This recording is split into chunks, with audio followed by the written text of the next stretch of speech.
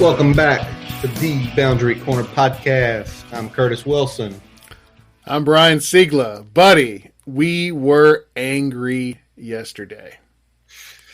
We were, and it's a great thing that happened probably for our hearts and, our bodies that you headed down to VB for a show, thought you'd be back by about 10:30, and then other things happen and you get caught. Because I think if this had been 24 hours ago, I think we probably would have ran it for probably 2 hours. You're probably going to get a slightly more lucid and thought out breakdown here. You may not quite get the fire and brimstone that you would have gotten last night, but we're still plenty angry, and you're going to see that come out here, ladies and gentlemen. So let's buckle up. We're plenty angry, but it's Sunday night, so we're not here having, complimentary beverages. And, I'm having some water because we got to go to work tomorrow. I'm still having one, but, You're having one? Nah, I'm good tonight. When last night didn't happen, it was probably the best thing for my body. I went to sleep at a normal hour, got a good amount of sleep, and compared to a normal Saturday where we would have talked, ranted, watched some late night football, but we didn't. So easily 1 a.m. before we normally cash it in, guys. Easily. After a Saturday rant, yeah. After a Saturday rant session, stay up watching football, but we didn't do that. But, with the loss 27-21 to West Virginia, we got a lot to unpack, a lot. And it's primarily towards one side of the ball, but we're not going to let the defense off the hook. They had their moments, especially in the first half. But, Brian, we sit here tonight, man, and we just got to straight up say it. This game was the story of 3 drives. 3 drives inside the 10-yard line, 9+ plays, 0 points. 0. Absolutely atrocious red zone offense for really the entire game, but in particular, I mean, those 3 drives were absolutely mind-numbing. And let's start with the first one. So, in the half. We thought just before the half, this is after Braxton Burmeister has an amazing scramble, gets outside, breaks a tackle, dives for the first down. Yep. And here's where things get hazy. So first down, we know what happened. Yep. We watched it. It should have been a touchdown. That the back judge called it a touchdown. Then they got together. They said no, incomplete. Ball touched the ground. Review, and I don't know how this crew comes back with not seeing definitively that ball never touched the ground. I have no idea what they were looking at. Every angle I saw, the ball never touches. Hold on. This is why they did what they did, just looking at it yesterday. All right. If that was ruled a touchdown, whatever way they called it on the field was not going to be overturned. Because of the darkness of Tavion Robinson's gloves and the darkness of the ugly West Virginia end zone and the way that ball came up, when they called it incomplete, they had the mindset of it hit the ground, that's why it popped up. That had to be their mindset, right? It had to be with, I mean, versus the hands were underneath the whole time, but that's neither here nor there. But if they keep it as a touchdown, then you sit here and say, well, his hands are there. That's probably why it popped up. You can't say the ground popped it up because there was no definitive evidence. So what they did is they screwed us on that. If they called it a touchdown, it stands. We walk into halftime 27-14. It's a lot different ball game in the second half. Who knows how it turns out? Maybe we're not as angry right now, but we are. But that's what it was. Yep. So the review took – it felt like 10 minutes. It literally felt like 10 minutes. Like, what do we do here? What do we do? What do we do? What do we do? And then they come back, call stands, no touchdown. And then Neil Brown, which I don't have an affinity for not liking him. I liked him when he was at Troy. You like a guy less when they go to a rival school. Let's call 3 timeouts in a row. While we're just like – Yeah, I mean, that was – so we lost about, 6 minutes on the review maybe. Then we had another We had another 3 or 4 minutes lost on the 3 timeouts. Then we finally line up, fucking false start. Back up 5. Not a shot there. Not a and shot. Then after all that, we don't get it on third. Nope. Go out to kick the field goal there. We're on the right hash, which for whatever reason, John Parker Romo struggles from the right house, especially close up. He cannot hit them close. And my thought is he is a draw kicker, and he's aiming just on the outside of the pole, expecting to draw back. John Parker, I need you to go to the golf course and hit a sand wedge this week, or a snap wedge or a lob wedge, and try to turn that ball over. That ball will not turn over the way you normally probably draw a ball. That ball will draw only a little bit, and that's what you're doing. Now, I'm going to put that on Shabest, because Shabest could be kicking when he's sitting there like, listen, son, you need to aim for the middle. If you can duck hook that thing within 20 yards to the other side, then you shouldn't be kicking at all. Well, at this point, I mean, we've obviously seen that he has a tendency to kind of leave it right. So we got to make some adjustment here, and the fact that there hasn't been an adjustment made at this point is disappointing. Well, but hold on. It should go to the offensive coordinator, who should have in the back of his head, he has struggled from the right hash. Maybe I should run something to the left hash to at least get us set up that way. Yep. But I don't think that guy thinks like that at all. So we missed a field goal. It's 24-7 at half. And I mean, I think for majority of us, it's just the thought of this game's over. We almost, a lot of us had almost checked out. But if we hadn't physically, we had more or less mentally checked out at that point. Especially after we opened the second half.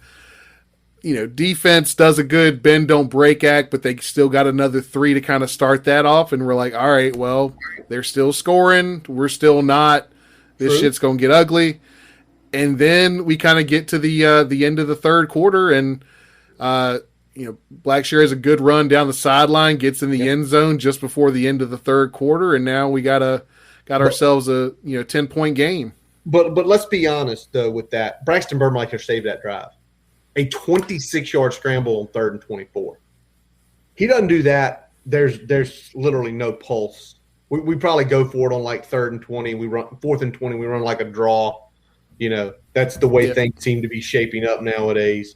So he saves us. We get it in, like you mentioned, literally with 1 second left on the clock. And maybe a little hope, but you're still sitting here like, okay, yeah, that's great, but it's 1 quarter. We really haven't done much all day. Are we really going to get 2 quarters? Defense is playing better. Defense finally locked in, settled down a little bit. But then, let's talk about it. The garbage sack, get the fumble, and yes, here we go. We're going to drive. We're moving it. Brian, we start using all parts of the field. We start using some middle parts with Caleb, a little jet sweep, a little outside zone. It's like somebody was saying, hey, let's mix these things up. Maybe we could actually get down and maybe we could score. And then we get down. And then the comedy of errors started. Yeah, I put a WTF. What kind of play was that on first down after Jalen gets that huge gashing play down to the 6? It's like they're on their heels. The only thing you shouldn't do is give them a simplistic – that's why I put a WTF play. Don't give them a simplistic play that will gather their momentum back. What do? Let's just run it right at them. Who's running right at them? This is going to work. I mean, we struggled with push up front most of the day, and we had an earlier one where it was 4th and 1. We went for it, didn't get it. Like we couldn't sack up and get short yardage all day. Can we talk about that? I'll let you go on that one. It's 4th and 1. You have Connor Blumrick, 6'5", 220 pounds, who the week before showed this can be done with him. Yep. You don't see him all day. I really don't get that design there. But let's finish up what we were talking about on the fourth quarter drive here. Okay. The big head scratcher is the third down play call. Well, the second down was okay. The second down, it was a fake jet, a little inside zone to get us down to the 3 on the far right hash. All right. You got all this room left, but we're on the far right hash. You have all this room left. Pavian Robinson, great fade route. Trey on a great fade route, right? Yep. And, I got to watch it after the fact, so I knew what was going to happen. But I'm sitting there and I'm seeing the setup. I'm like, you put everybody in the box except the person you want and say, go beat your man. Instead, you try to explain this in all of your football experience, Brian, what happened. Well, the thing they're doing and the concept that they wanted to do is something that has worked in the past when James Mitchell is in the game. James Mitchell is not in the game, ladies and gentlemen. He's going for the seat. And when James Mitchell, when they do this jet sweep to the short side, what they usually have is James Mitchell in there, which means that the strength of the defense is away from where the play is going. That was not the case with Trey motioning into the backfield and then taking the jet sweep. We ran right into the heart of the defense. There were two players that were not even accounted for in the blocking scheme on that side of the defense, and it got absolutely blown the fuck up. My biggest issue with that, Brian, is when Trey went set, it was still like that. They didn't move anyone. So usually it's a check, right? It's a check to the you would think so, yeah. It's like, nah, we're gonna go right at them, and you're sitting here and saying, like you said, you start counting players. There's two guys unblocked. There's two guys not accounted for in that scheme. How are we going to get this in? What probably should have happened in that case, I told you what my thought was. Again, we still had a guy single out. I think Tavion was high. Fake the jet motion. Try to run him on a slant or something where you hope that cornerback's eyes looks inside and he can't make the contact and he gets in, you throw a touchdown. Or you'd ran jet sweep all day. Braxton Burmeister had not taken it one time. You know what? Everybody says, well, we got to, we understand we need to protect him. In this case, it is less than 2 minutes to go. It's almost borderline a minute, right? Oh, no, this is the earlier one. This is the early one. This is, I think, 3 minutes left to go. It's 3 minutes left. It's not much time because of it's a little bit earlier than that. We actually scored with 3 minutes left. Okay, so the Holston scores at 3 minutes. This was like 5 or 5.5. Okay, either way, yeah, you have a chance to get within one score. Yeah, they have shown you they're going to sell out. Pull it, just pull it, or if nothing else, Brian. Be creative, right? Yep. You have team there. Fake the jet. Run an inside zone. Run a speed option left. The only time that we had a design run for Braxton, it was that dumbass 4th and 1. Everything else was either him taking off. For whatever reason, we are not using the read elements of the read option. It looks like way too many times. It's a design call. Yeah, it's a design call. They're not letting Braxton read the defense, and if they are, then they need to coach him up that he needs to start keeping it more often. Exactly. But the way the mesh point is, I don't see that as a read. I see that as him giving the ball all the way and carrying out the fake. Exactly. So we lose 3 yards there. So we're back at the 6-yard line. We're back at exactly where we started after the Great Holston run or the Great Holston play. And 4th down, we're trips far. Smith is near. Haheem's in the backfield, and they're forming. They're like a cover 2. So to me, they are sitting here, kind of saying, "Well, you're going to have to run something short and quick." Yep. If you have a scramble drill, we're going to keep 2 guys in the back of the end zone. So if you're doing any sort of crossers, we're going to have a guys covered there.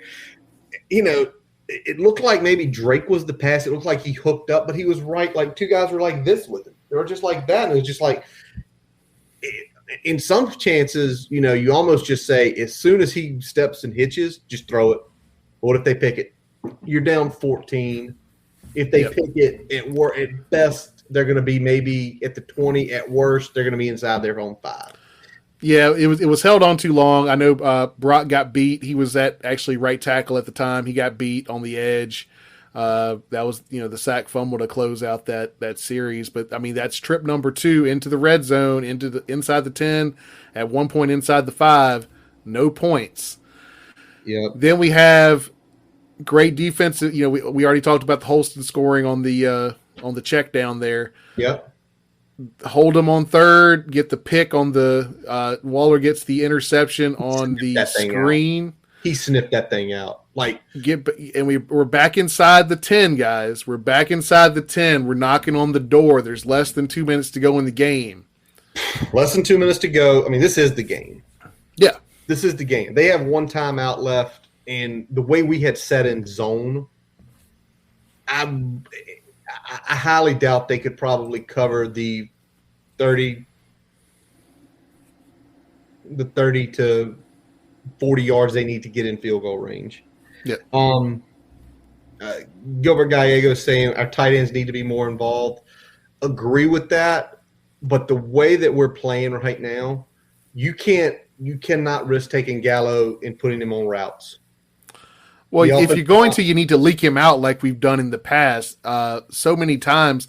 And we'll talk about it right now. Let's go ahead and fucking talk about it right now, because on this game-deciding drive, we ran up the gut twice, and then we had 2 sprint outs to the right.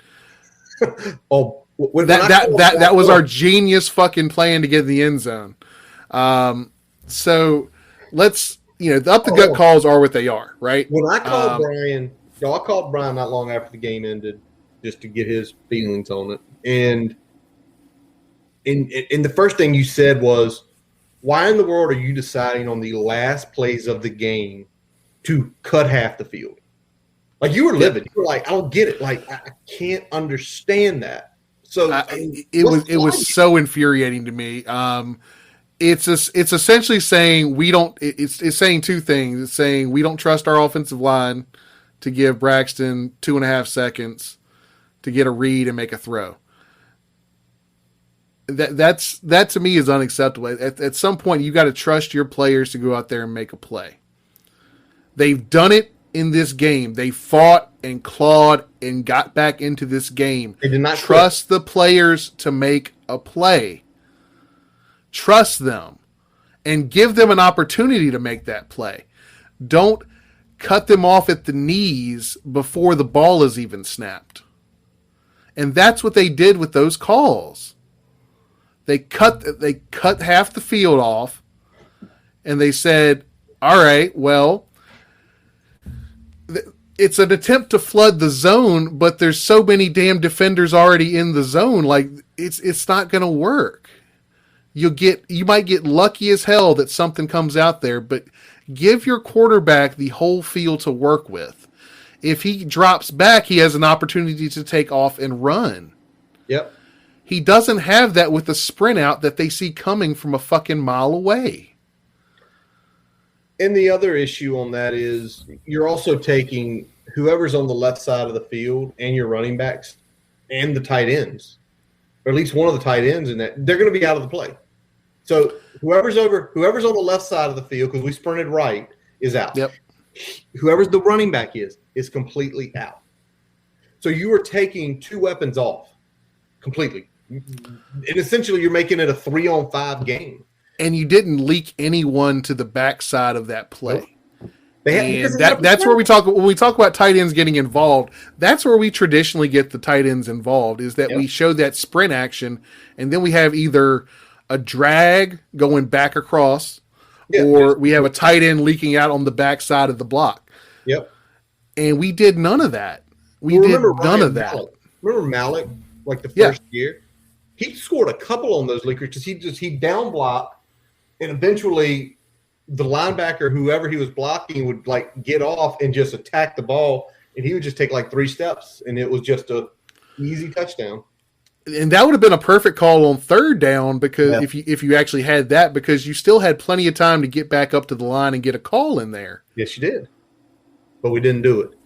So there's your 3 opportunities. And as much as people want to say it could have been a blowout for West Virginia, it's 21 points. That's 42-27 max. And I know there's a minimum, but we hit the minimum. We goose-egged it. And with that, we're going to – it's time because we've done it before, and we're going to – it's going to be a little more hardcore tonight. So I told Brian about 10 minutes before we got on. It's the old definition of insanity, right, Brian? Continue to do the same things over and over and expect a different result. Brad Cornelison is insane when it comes to short side field plays. We've seen it since he got here. I can remember I'm going 3 in 3 consecutive years. 2019, Kentucky. Was it like 3rd and 3, 3rd and 2, Brian? We're driving. Yep. It's late. We get a first down. We almost can lock it up, but we've got to get it. And he runs a short side sweep with Hendon Hooker. They sniff it, lose 3-4 yards. We have to punt. They clearly drive the field, score a touchdown.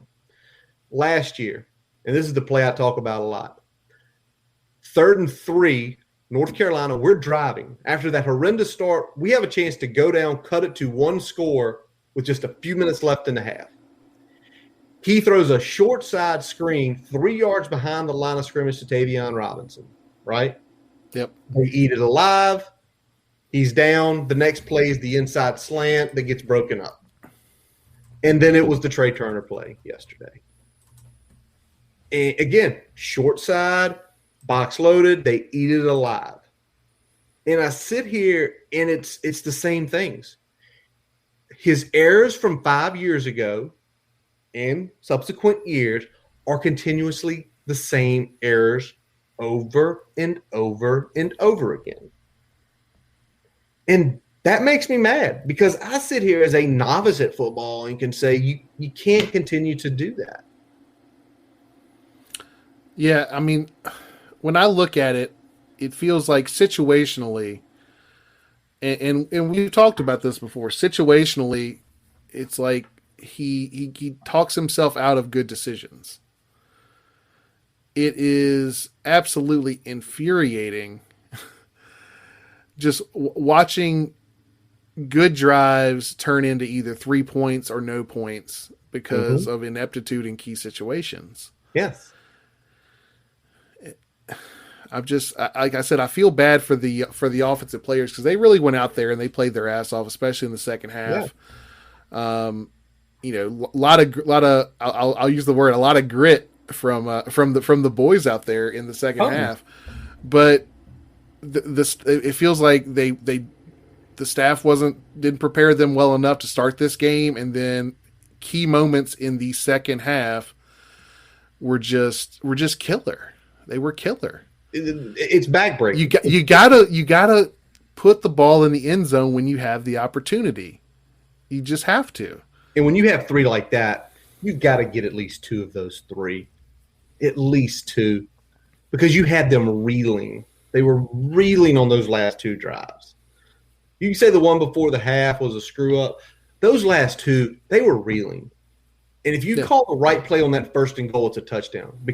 But instead, he called plays that let them regain their footing, get their breath, get their thought process back. And he's done I had on the drive to end the game, I had no problem with the 1st down run call because you want to get a little bit more clock. You want to take a little bit more clock off. So 1st down, that's a smart play. You get inside the 5, hopefully with that. You get a little clock running, or you force them to use their timeout, right? Yep. 2nd down, I didn't like them going back to the well, really running essentially the same play again. And then back-to-back sprint outs. Same plays. He ran the same plays both times. The same play 1st and 2nd, the same play 3rd and 4th. Like, there's nothing else in the playbook here. There's nothing else that you can come up with to potentially get it in the end zone and win a game. Yeah. Like I said, I really don't like taking away that much of the feel in a key moment. There are strategic times where you call the sprint out. I just don't feel like that is where I hate it on key downs. It seems lazy to me. It seems lazy. Brian, you got anything else you want to say on Corn right now? Because I'm going to go in a little different direction about who I want to rant on. Yeah, go for it. Corn's the easy scapegoat. He is. And we've seen it over and over. Okay. But, Brian, we work at jobs where if people do the same thing over and over and it's wrong, eventually they quit looking at the person who does it and they start looking at the person who's in charge of that person. Yeah. Yeah. And it's Justin Fuente. The same things keep happening, and it's on his watch. It's on him. You have not went in and corrected your employees' problems, and it is affecting everyone. It is affecting the offensive coordinator. It is affecting all of the positional coaches. It is affecting the players, and it is affecting the fans. And it's on you because you should be making the decisions of if you're telling him, don't do this anymore, let's call these plays, and he's not, then you need to fire him. If it's to the point where, we feel good about the design, we feel good about what we're doing, but, he has these areas where he needs to work on. It's been 5 years. If he hasn't worked those out yet, if you can't fire him, you need to take away responsibilities from him. And you will not do it. He will not do it. And it's you know what? And I know it's tough, Justin. You lived with the guy in your 20s when y'all were just getting in the coaching ranks and you lived in the fraternity and it was so cool. But guess what? You're making $4.7 million a year. He's making right at $500,000 a year. And what we're seeing as a program, especially the last 3 years, is a average product. We're not used to that. Yep. During a 4-year run where Frank was average, people that love Frank said it's time to go.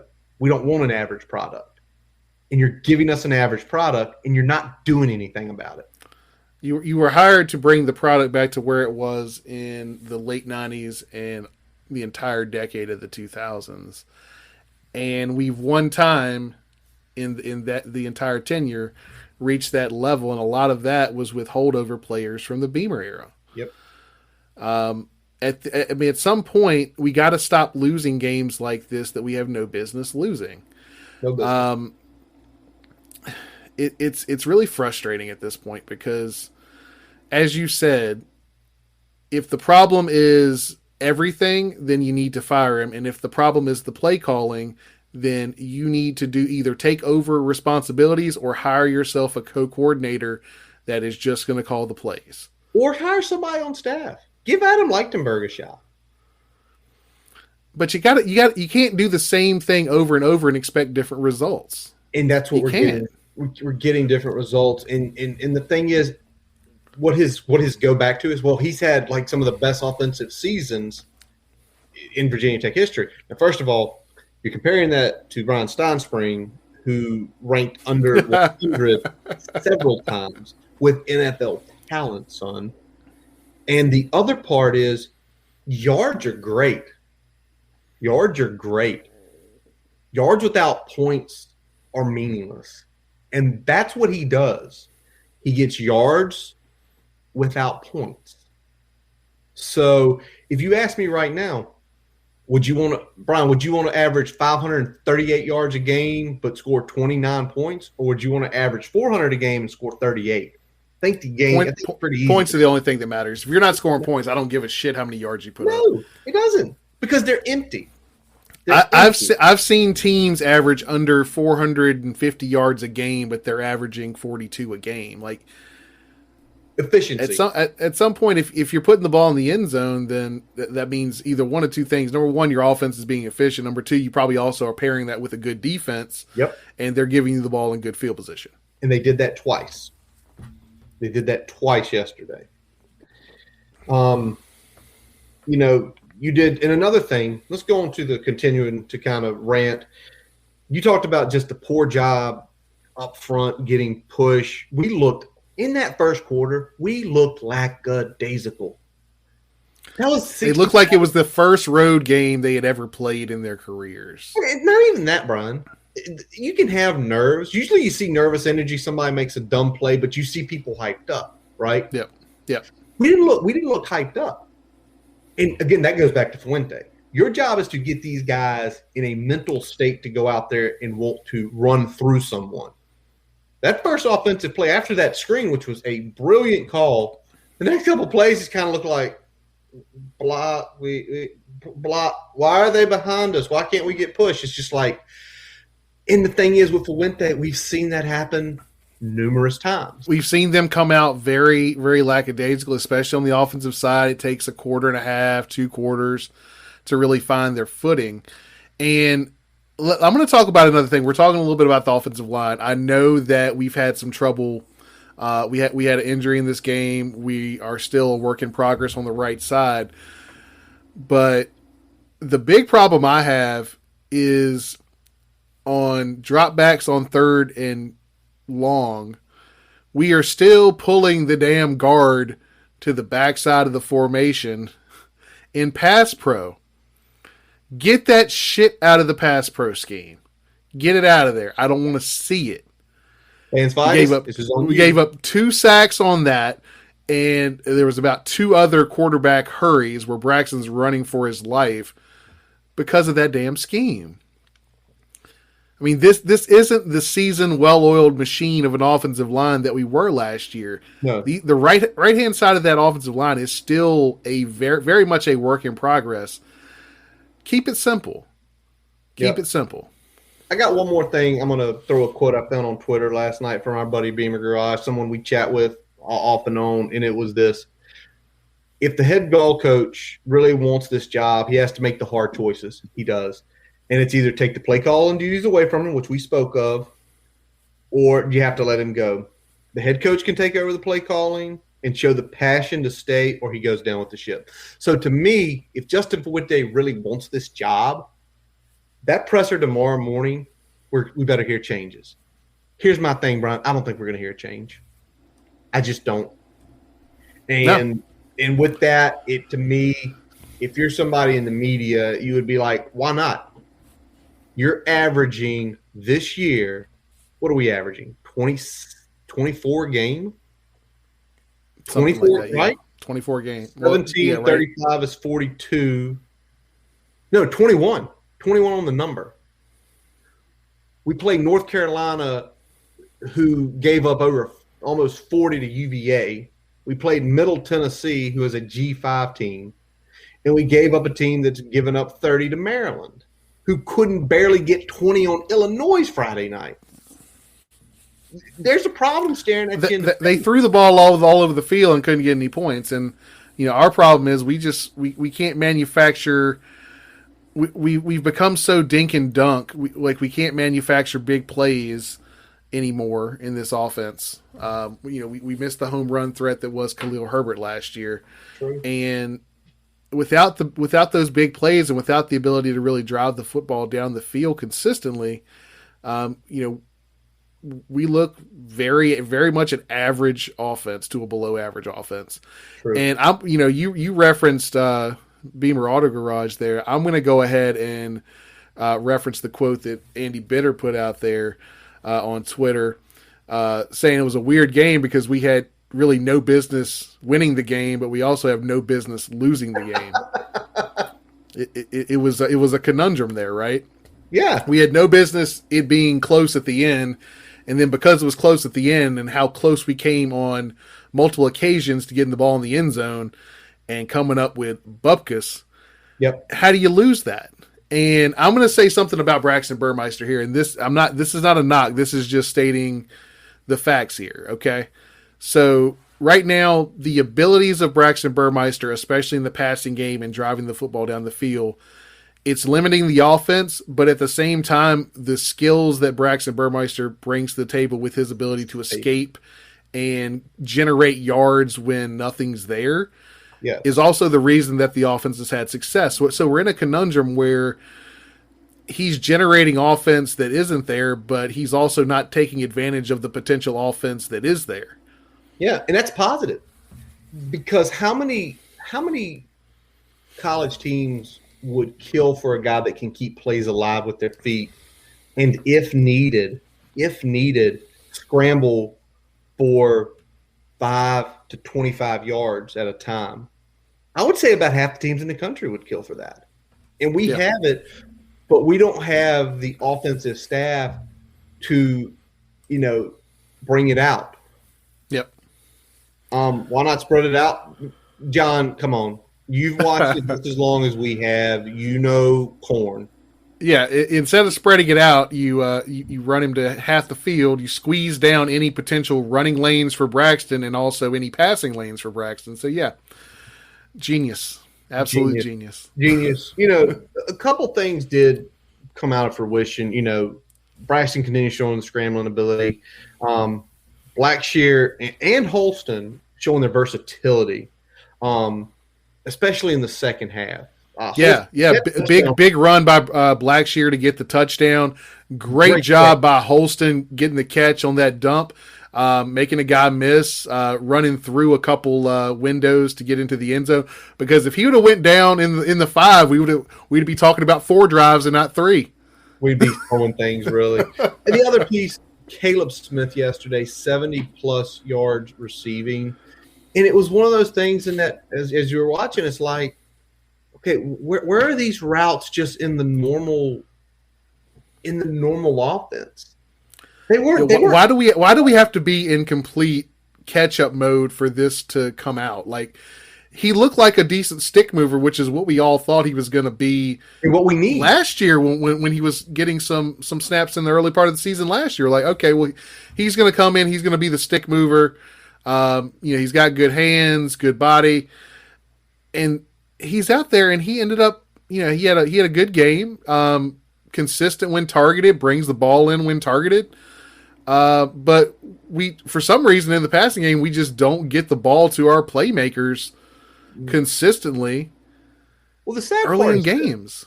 The sad part is this: he is a perfect complement to what Trey and Tay can do, being explosive, getting in space, big play guys. He's the guy, right? Yeah, right. Running them on jet sweeps, screens, having them go downfield. He's that perfect midpoint to where, okay, it's 3rd and 4. Let's send Alpha Pack Zach. Watch us not target him the rest of the year. Listen, write that down. Go to Vegas and see if you can find a line for Caleb Smith over/under receptions. Take the under. But it's that whole piece of, if you have those guys trying to do explosive things, getting downfield, and you 3rd and 4, well, okay, he's your bailout, right? But still, don't be afraid to run those other guys over the top on deeper plays, because if nothing else, you're going to make his job easier. But, I think we're digressing about that sort of stuff, Brian. That's okay. But, let's wrap up a little bit here on the offense. I think we've kind of talked about it a little bit, but the big thing is that, zero energy out the gate. Felt really inconsistent with the play calls, weren't executing well. Situationally, we were also situationally is always like that. Very rarely situationally do we absolutely kill it. Yeah, it's usually below average to severely below average on situations. It's either scary season or like, oh, that was not what we wanted. Exactly. So yeah. All right, guys. Before we do take a look at the defensive side of the ball, we are going to take a quick pause and have a message from our digital partners. All right, folks, we're back here. We're going to move over to the defensive side of the ball. We kind of wanted to, out the gate, focus on offense because we feel like that was where things really – that's where we lost the game. That's where the game was decided. Defense, yeah, kind of a tale of two halves. We had a pretty rough go of it to start out with, especially the opening play for the West Virginia Mountaineer offense. Well, 75-yard touchdown run from Letty Brown, someone we mentioned. Yeah. Good back. We mentioned his name, 1,000-yard rusher last year, Brian. And that play, you got it. Brian's got the note here. They schemed Dax out of position, and it was easy.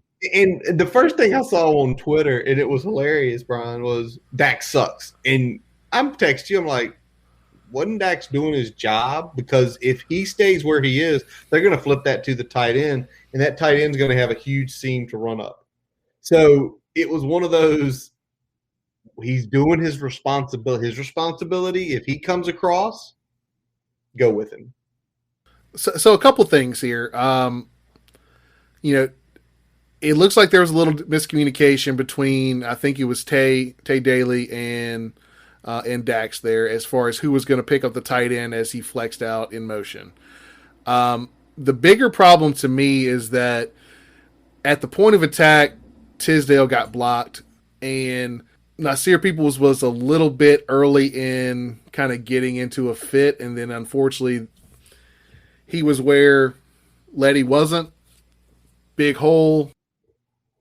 Dax tried to come back across the formation a little bit late there. Got his hands on him, but that was about all he could do.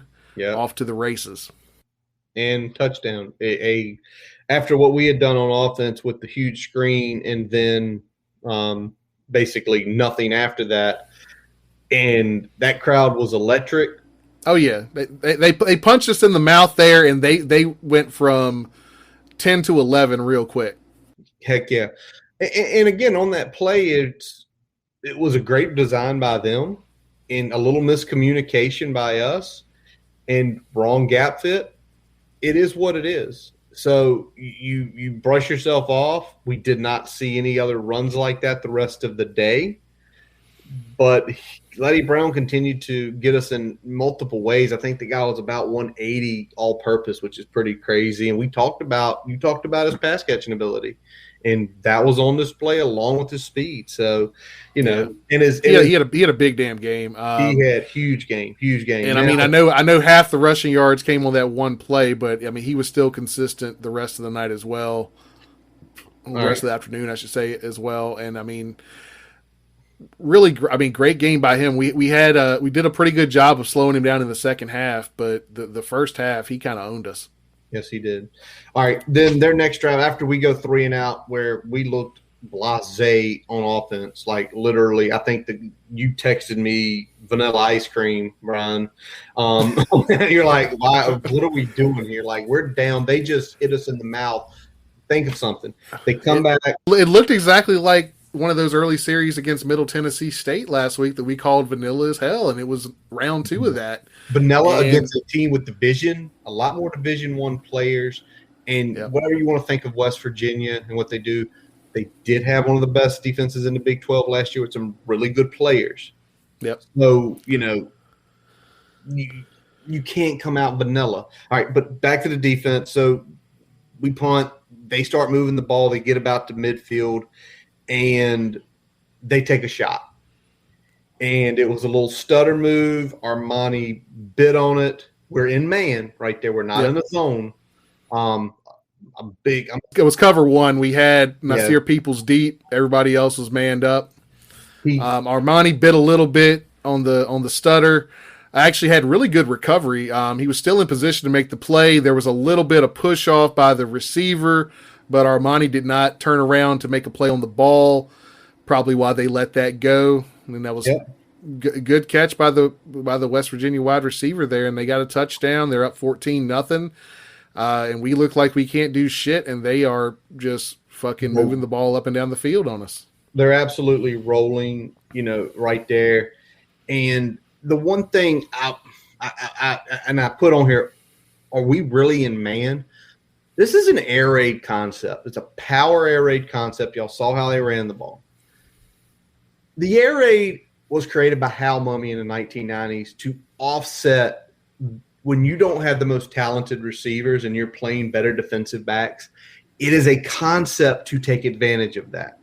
Because if you have really good corners, you can consistently be in man coverage. It takes advantage. We saw Jay Ham starting to go to the zone scheme where in really the last few years of Bud's tenure, a lot of those man concepts, if we go back to ECU, Brian, when Lincoln was there, he would eat us alive when Bud go cover 0. Eat us alive. Yeah, 0 and 1. It would be rough. I mean, it would be a rough afternoon. And to us to come out and man against it, it was almost like this thing of if they're going to hit you, they're going to probably try to hit you early. I'm one of these, force them to drive, especially after what we saw both in North Carolina and Middle Tennessee State. They had some drives, but since we were primarily sitting in different zone schemes and zone coverages, they'd get about to the 30, and then when the shots couldn't be taken, they couldn't go anywhere.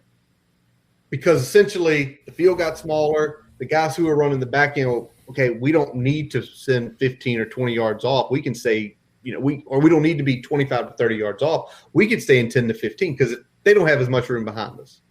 Yeah. And we didn't do it. We had worked so well, and I didn't get it.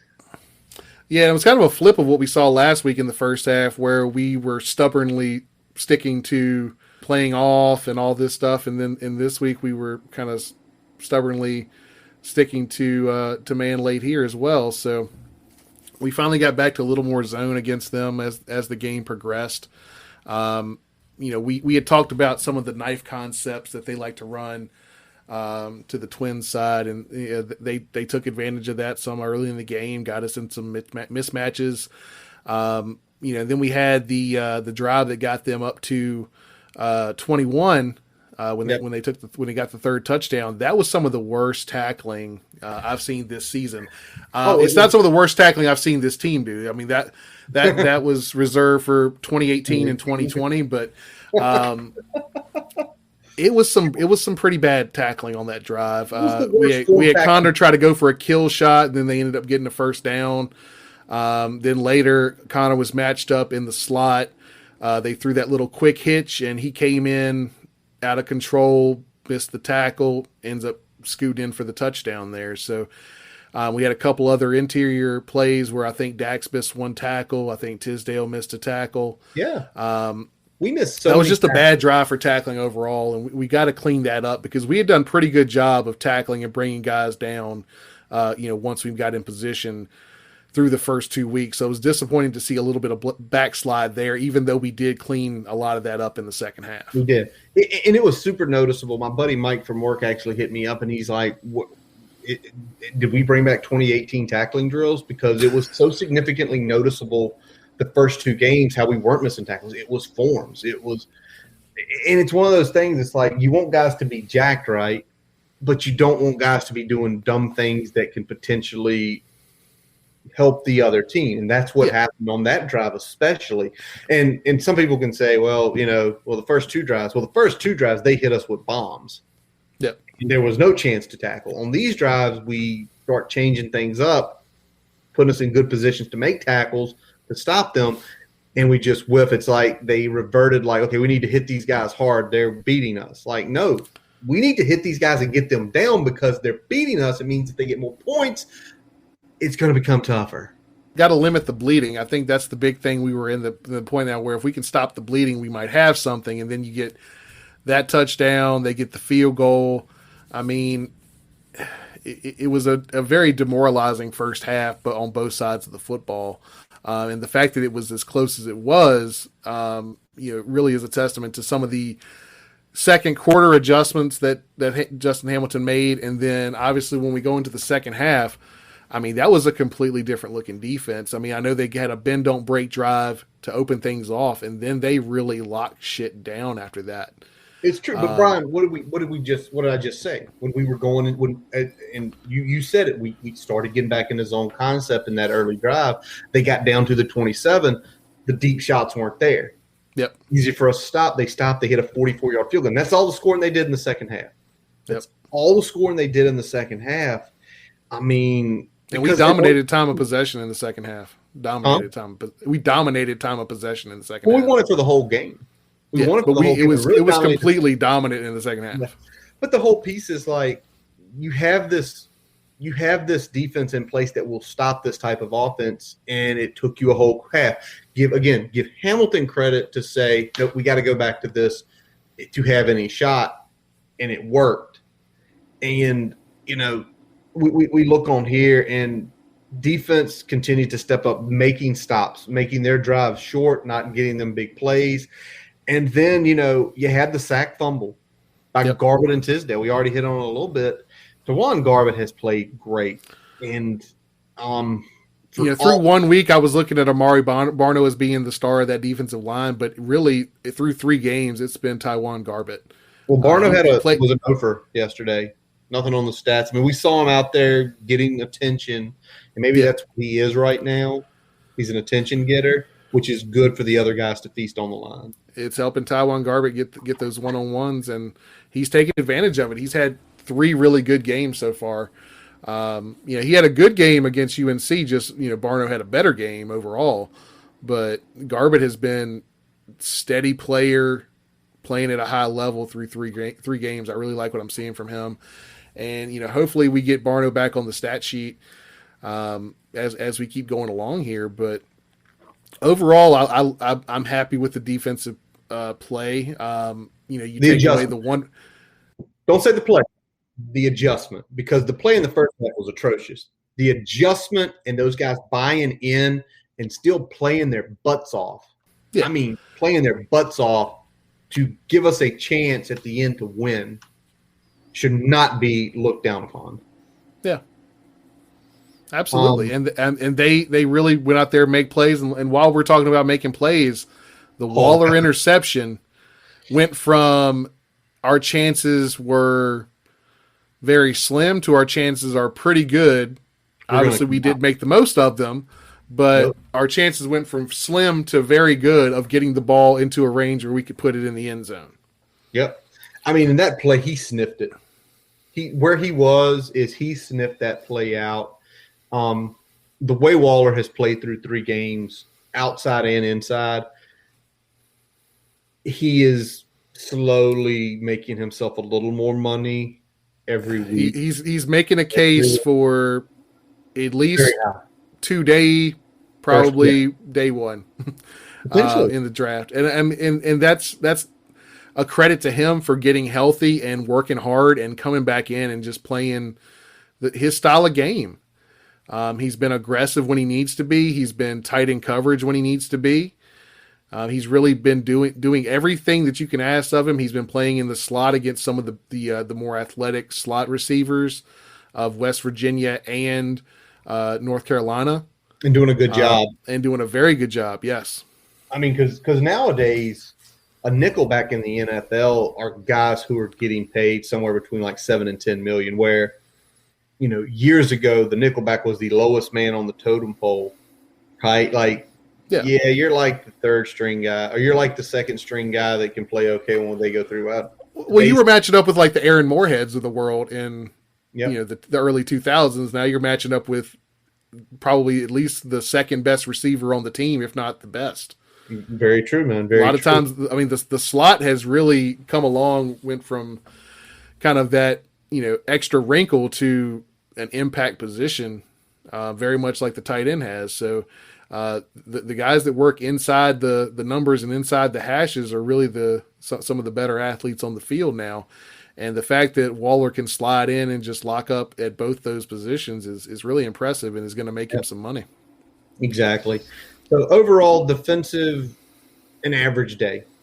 I'm not a borderline F first half, a borderline A second half.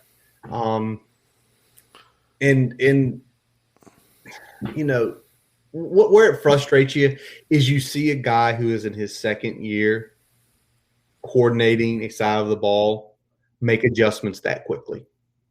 That's where it frustrates you, because the other guy has been a offensive coordinator in title close to 9-10 years now, and he doesn't.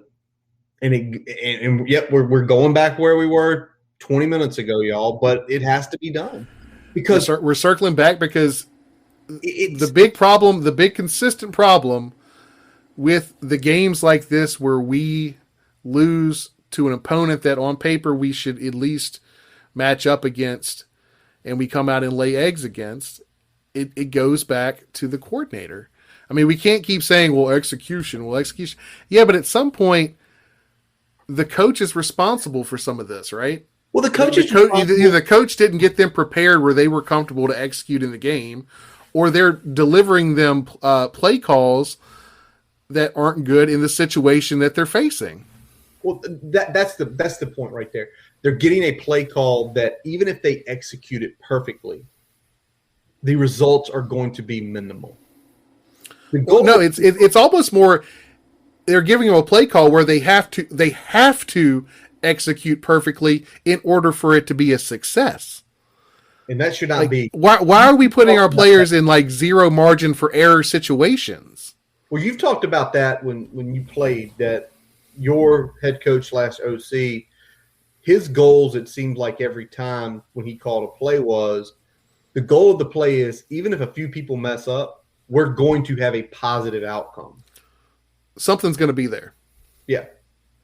And it seems like for us is, if a few people mess up, it is usually, I'm not going to say catastrophic, although sometimes, the Trey Turner to me was catastrophic. When we were at the 3, we went back to the 6, which, completely changed the game, the play calls. Yeah. So it's always a setback. The plays that have to be executed where every single person has to execute perfectly, or it's not going to be a good play, continued setbacks. And when you go continued setbacks, what happens? This play sheet gets smaller. Well, we can't, from the 6, we only can do this, this, and this. So, again, I hope tomorrow, I'm sure me and you, Brian, while we're at work, we're going to probably, if they stream it, please stream it. Please stream the press conference tomorrow, because I don't have time in my day. We have real world jobs. We have families we like to spend time with. We do. We eat dinner. Kids have homework. Other kids, we have activities. Please stream it. So not at 3:00 as we're rushing to get off work and do things. We're trying to find it to put it on triple speed so we can hear everything as fast as possible. Stream it live. Unless I have a meeting tomorrow. If I have a meeting tomorrow, I don't care. But I don't think I have a meeting tomorrow. Brian, we were true mid in our picks this week. There we go. 5 and 5. You can either take us or you can flip a coin, ladies and gentlemen. You're right. Brian's 16-16 on the year. I'm at 15-17. We whiffed on UCF Louisville. That was a heck of a game. The pieces I called Friday night. Manny Diaz is officially on the hot seat. Yeah. If they lose to Michigan State by like 3, okay, they got solid Big Ten team. Yeah, you can't go out there and get shellacked by Michigan State. Hammered. What is it? 38-17. Yeah, you can't put that one out there. So the U is not back. The U is, they're, believe it or not, I'll say it. I was wrong about this team. I thought they were going to take a step. I thought they were going to be right there with UNC and us to, win the Coastal. Well, they're still in it though, Brian. They played 3 out of conference games. It's true. They still have the chance to win the Coastal, but they are not a team that is going to press Clemson at all. And even though, let's talk about Clemson laying a dud against Georgia Tech, but still coming away with the win. We'll come away with, but I think those delays screwed that up. I mean, what time did that game end? It started at 3:30. It ended like 9. Yeah, I mean, it was ridiculous. It really gave Georgia Tech any and all chances that they possibly had to pull a miracle. I still don't know what Georgia Tech is. No, we don't know. They're still the most confounding team in the history of college football. Brian, you might take them off the board right next week. I mean, we're not picking Georgia Tech. I refuse to. Brian's gonna be like, no, I'm gonna find some random. Brian's gonna look at a D3 game and pick it before he picks a Georgia. If you Tech say game. Georgia Tech, I say pass. Brian, the Let FSU me pick the Hampton Sydney game. The FSU weight game. I mean, FSU. I had somebody send me a message, or they might win 3 games this year. Hold on, let me get it. It's my cousin down in South Carolina. If you're listening tonight, he sent me a. Where is it here? So they're 0-3, first time since '76. Bobby's first year there. Yep. And they might not win 2 games. Because all right, Louisville next week. Louisville, after looking at competent the first 2 weeks, look more competent. They look like they can beat FSU. Yep. The way it looks, it's literally Syracuse and UMass. like the way UNC looked last night, I think they're going to lay the hammer on them. Clemson's going to lay the hammer. I think NC State's defense can stop them. Yeah. Well, maybe they beat Miami or beat like it's one of those things though that it's kind of sad because college football's y'all can throw something and you can hate me all you want. When Miami and FSU are good, college football's better. Throw Nebraska in there too. When they're good programs, college football is a better sport in general. Yeah. And I mean, they lost by 21. And I know Wake's a pretty solid team this year, but the athletes that shouldn't lose by 21. They just shouldn't. What else, Brian? Here, the battle of the smart teams. Brian, I won that one. I picked Duke, guys. Can someone explain Duke to me? You got anything? Duke is now your Georgia Tech. That's true, man.